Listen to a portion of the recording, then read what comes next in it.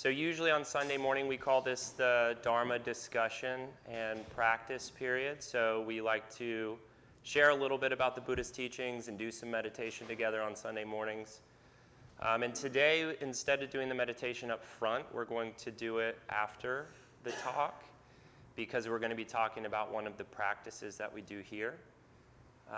So we'll go ahead and dive into the topic for today, which is going to be on concentration. Dun, dun, dun. Probably early on in my practice was the thing I felt the most incompetent around, was this practice of concentration. So if you feel like this is not your topic, you're not alone. I've never been someone that could pay attention in school. I've never been someone that could focus for a long time on the tasks and things that I was doing. I've always had a lot of energy and never really felt like I could concentrate. And so that's what we're talking about today, is concentration. And it is the eighth factor of the Buddha's Eightfold Path, so it's a big part of the Buddhist teaching. It's also one of the core 3 skills that we develop in a meditation practice. And so the thing that I love about the Buddhist teaching on meditation, what we call mindfulness meditation, is that you're actually getting a lot of bang for your buck when you're doing the practice. Right? You're not just developing an ability to be present. You're also developing an ability to be more aware of what's happening. Your thoughts, emotions, sensations, feelings that are occurring in the present moment. And probably most importantly, you're developing more of an ability to have radical acceptance around what's happening. And so there are 3 skills that a teacher named Shinzen Young kind of isolated and talked about that I really relate to in the practice of mindfulness. And these 3 skills are concentration, investigation, and equanimity. And when I'm teaching to a non-Buddhist crowd, I usually call them presence, awareness, and acceptance. Right? And so if you read a book that's kind of scratching the surface on Buddhism, something like The Power of Now, or even some very deeply connected Buddhist teachers like Tara Brach, they may talk about things like being more present. Even Thich Nhat Hanh, world-renowned Buddhist teacher. Right? Because I think that the Dharma, the Buddhist teaching, speaks to everybody. Right? And when we get too technical or we get too kind of caught up in the minutia of the Buddhist teaching, it just becomes another thing that we feel like we have to figure out, right? And so being more present, being more aware, being more accepting of things as they are, it sounds like a good deal to me. Concentration, investigation, equanimity. So to review, concentration is a skill. It's an ability that all of us have, although some of us may have less of an ability than others. It's a skill that we actually have access to. It's not something that you're either good or bad at. It's something that you can do. It's something you can develop. And through meditation, you develop this skill, this ability to find your attention, to place your attention, and to sustain your attention where you consider it to be relevant at a given time. And now this may make you more productive in your life. You may be able to do more of the tasks at work and things like that. But that's not the purpose of this from the Buddhist perspective. The purpose is that as we're more concentrated, the mind becomes more still. We're able to see with more clarity what's happening at a subtler level of our experience.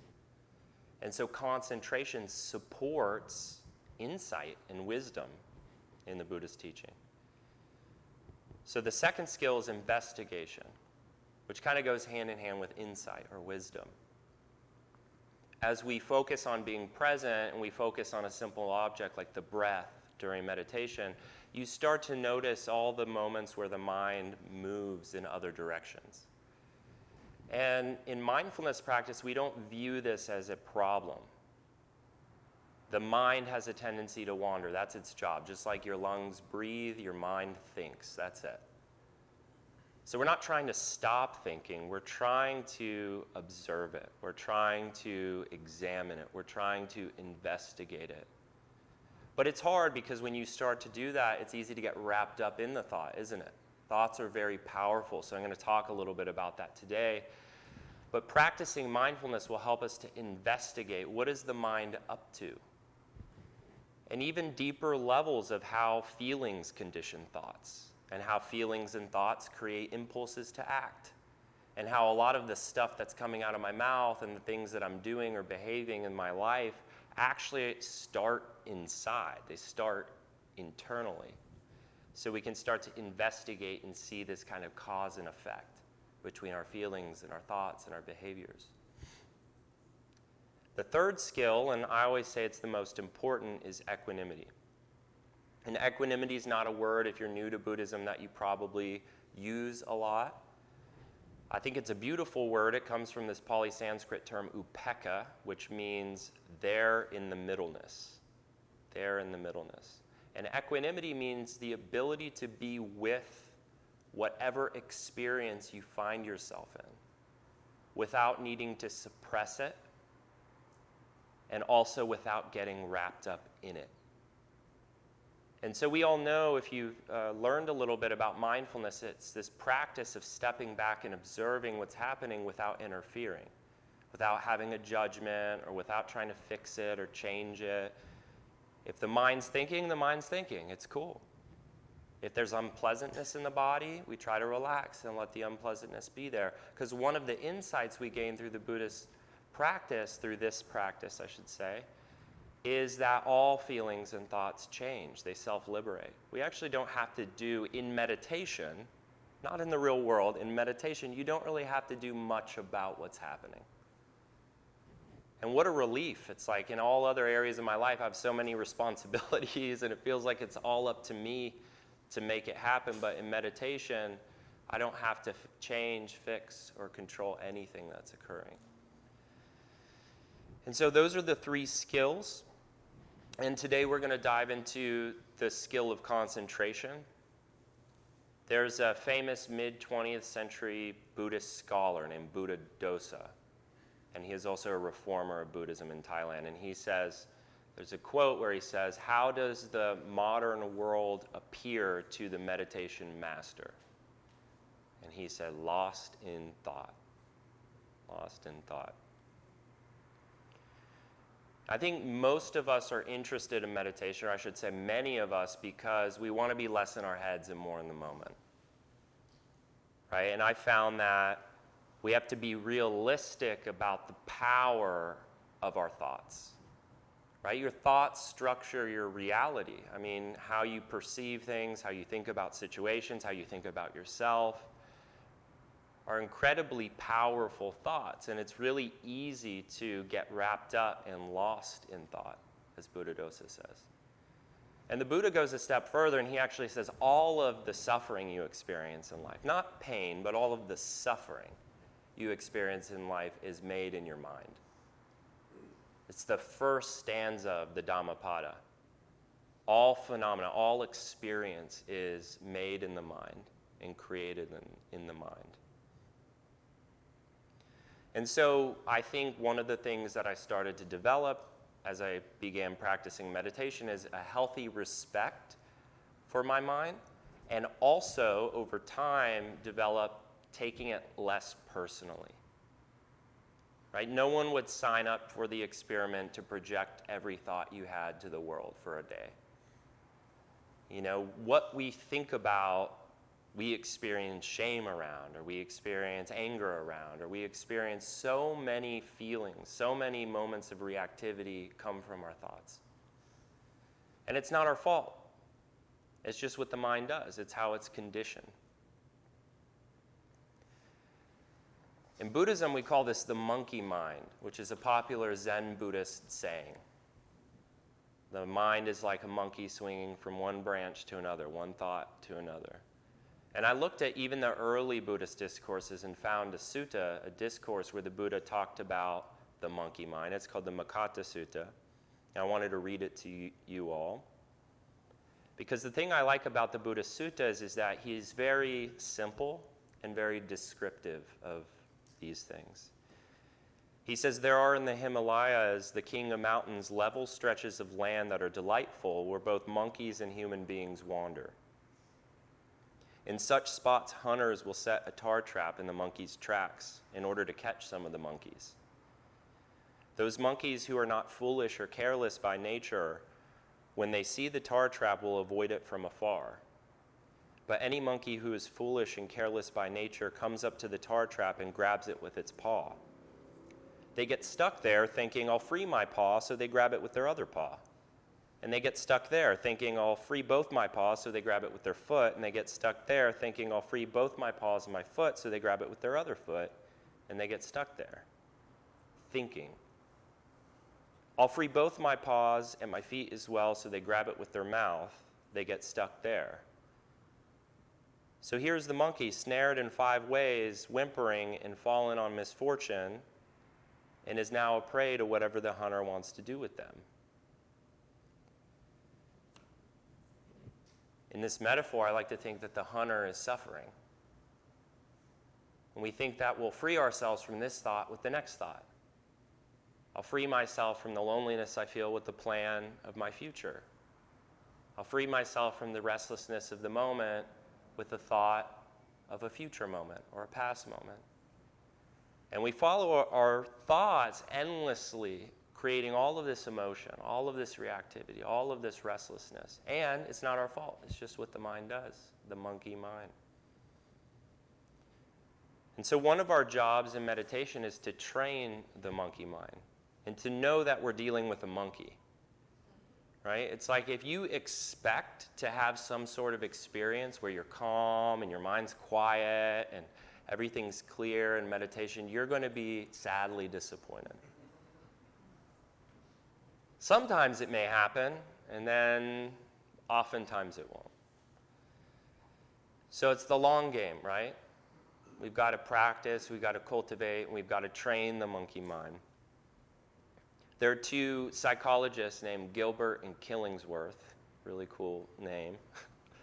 And they have a famous research study called The Wandering Mind is an Unhappy Mind. And what they did is they followed a few thousand people around through their devices, through their phones, and they would survey them throughout the day, and they would ask them simple questions, something like, what are you doing right now? Were you present with the task when you got this notification?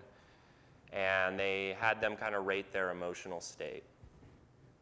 And they found that on average, people's moods were generally skewed to the unpleasant when their minds were wandering. Even thoughts that had seemingly neutral content were shaded with negative emotional tones. Mind wandering itself seemed to be the cause of unhappiness some or much of the time, they said. Mind wandering tends to center on ourself and our preoccupations, they found. This is all the many things that I have to do today, the wrong thing that I said to that person last week, what I should have said instead, all of that. And while the mind sometimes wandered to pleasant thoughts or fantasy, it more often seemed to gravitate towards rumination and worry. And so I've had this experience. I've gone on vacation. Last day of vacation, I'm on the fucking beach, enjoying myself, but my mind is not. All of a sudden, this cloud comes in, and it's not even a real cloud. It's this, the to-do list, and it's the things I forgot and the things I need, and now I got to pay off the vacation, right? And so this is just the habit pattern of the mind. It's the survival mechanism. The mind is trying to perceive opportunities and to go after them and to perceive threats and to get rid of them. And it has a lot of perception that isn't so helpful. Right? It's attributed to Mark Twain. I don't know if it's one of those quotes. It's not really him, but it said, he said, the worst moments in my life never came true, right? So much of this time we spend worrying, or so much of this time we're preoccupied or caught up in our thoughts. We're creating this restlessness that doesn't even amount to anything anyway. It's just habit.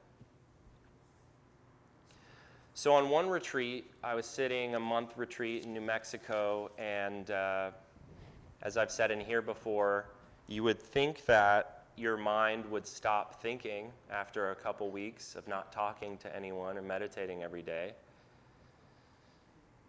The mind became a lot more quiet. The waters were not as tumultuous. but the thoughts were still very much there, and so I started categorizing them. I was like, what do I think about? What are the categories? And I found that there were 4 predominant categories of thought for me. There was what a friend of mine, Maddie, on our last retreat called rehearsing and replaying, which I would just call future and past. Future wasn't just rehearsing things I was going to say, but it was also planning and things like that, right? And I noticed that when my mind was in the future, it tended towards restlessness and anxiety. And when my mind was in the past, it tended towards guilt, regret, resentment, shame. Sometimes nostalgia, which created longing. And then those are 2 categories, future, past, and then another was fantasy. I call it the what if. What if I did this? What if I had this? What if my life was this way? And that tended to create craving, in a sense, a feeling of lacking. And then the 4th was pretty much there in all the other 3 as well, which is selfing. Lots of stories about me and how I was doing and, what type of person I was and all of this stuff. And I noticed that those thoughts tended towards self-criticism and comparison and judgment. And so I noticed on this retreat that all I could do is I could just observe when these thoughts came up, and I would just note them. Future, cool. Past, fantasy, self. And there's a lot of power in mindfulness. It's a simple thing, it's a subtle thing, it's a hard thing. There's a lot of power in being aware of a thought rather than in it. Right? And that's some of the liberation that we get through practicing mindfulness. There was a lot of freedom in just seeing the thought as a thought, not having to believe the story I was saying about myself, or think I had to make that plan and do that thing. I could just see it as a temporary thought, and I could let it go. And it would come back a few seconds later, and then I could do it again.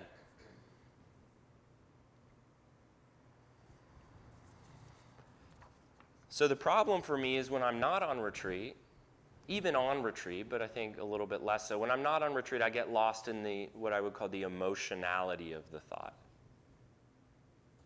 I get taken over, and it affects how I relate to people, right? Like whether I go out of the house during the day, or whether I go over to a friend's, or how I communicate with my partner, or my relationship to my job. A lot of this stuff is created through these stories that my mind's telling me. So how does concentration help? One of the things we're practicing in meditation is this ability to find your attention when it's somewhere else and to bring it back to the home base. Right now I'm here. In Pali Sanskrit, there's this word, manasikara. Manasikara means, roughly translated, to mean attention. It's really interesting when you look at some of the Pali Sanskrit terminology, because English is one of these languages where a lot of words, if you didn't have the context, you wouldn't know what it meant. Like even mindfulness, we know what it means now because it's been attributed to this thing we're doing, but that word itself just doesn't mean anything. It's like, what does that even mean, right? But in Pali Sanskrit, they're action words, and they have like prefixes, and you can join different words together to make other words. And mani means mind, so manasikara. Mani means mind, and sikara means making. And so attention actually means making in the mind. And what the Buddha is saying is whatever you pay attention to gets made in your mind. It gets magnified.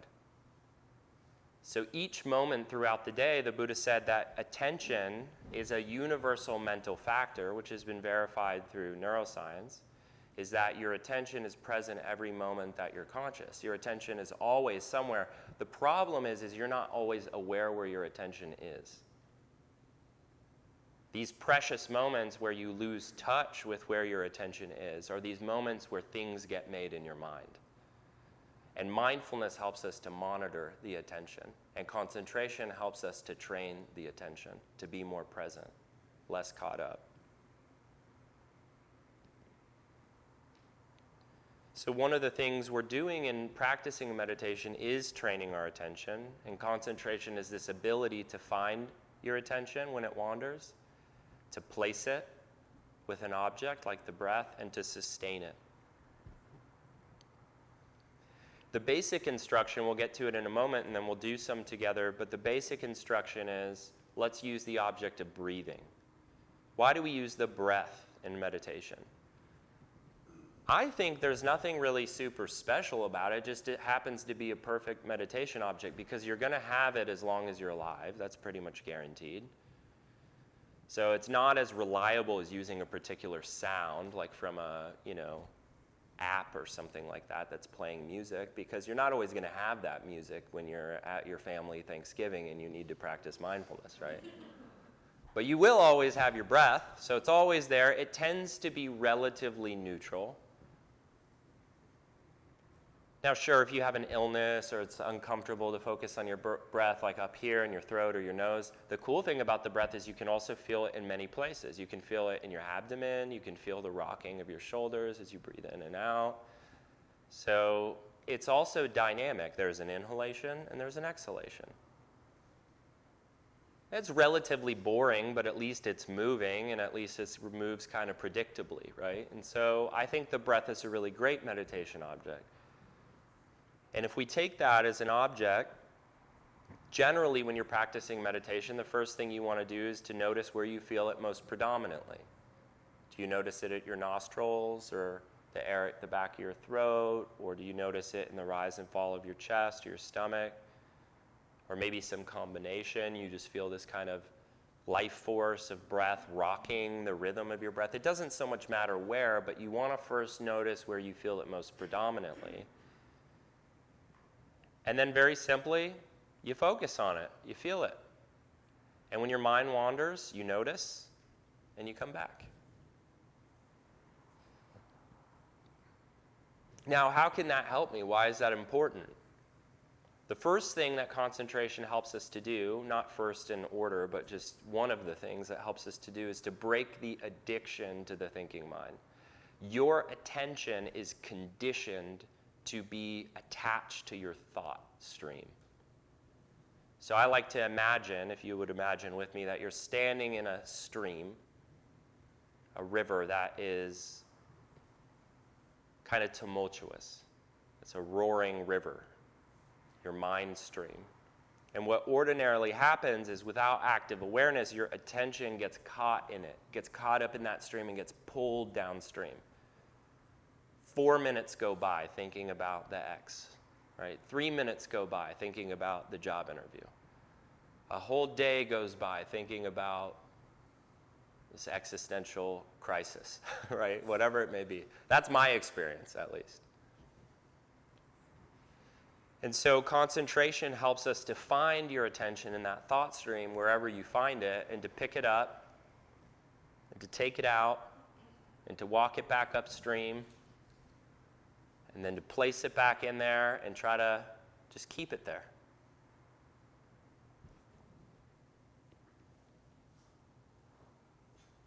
So when you're meditating, it's no small feat. Every moment you notice your mind is wandering and you're able to say, oh, I'm planning right now, that's a moment to celebrate. It's not a moment in meditation to be like, oh, I'm doing it wrong. I was supposed to be focusing on my breath. No. The breath is just an instrument to help you focus. It's a reference point. It's a home base, right? It's like a kid playing. I have a kid. She's almost 4. And these days, I don't know, like back in my day, you used to run around the neighborhood all day and your parents never knew where you were. but I feel like kids feel like they can play freely and explore their lives, and be creative and imaginative when they know that they have a home base. They know that, all right, there's my house. I can go next door. I know I can run back, when it's time. And similarly, we can practice insight meditation. We can start investigating our thoughts, I think, only after we have a little bit of an ability to stay at the home base, to stay with the breath. So we break the addiction to the thinking mind. The second thing that concentration helps us to do is, like I said before, is it supports calm and tranquility. Now, this is the point, it's maybe a little late in this talk on concentration to say that the Buddha didn't use the word concentration. It's really a shit word, I think. Right? Because there's too many negative, for me, associations with it. It's like the same thing with metta, gets translated as love. It's not really a good translation for it. There's too much. And some of us may feel very pleasant around love, but a lot of us have experienced a lot of pain around love. It's maybe not the best word, right, for metta, love. Same with concentration. There's this word samadhi. And again, the Pali Sanskrit, it's more descriptive. It doesn't mean concentration, which is like a sterile, business-centered word. It's like samadhi means a collectedness of mind, a unification of mind. So what you're doing when you're concentrating is you're collecting all these moments of attention, all of this momentum of feeling into the breath. And you're collecting it, and it's unifying your mind. It's helping your mind become more still, more stable. And so if concentration is a skill, which I think it is, then the more you practice, the stronger it gets. And you can notice this on meditation retreat. Even if you consider yourself someone that's not great at concentrating, you will definitely notice after a day, after 2 days, definitely after 3 days of sitting in meditation retreat, that your mind is more still.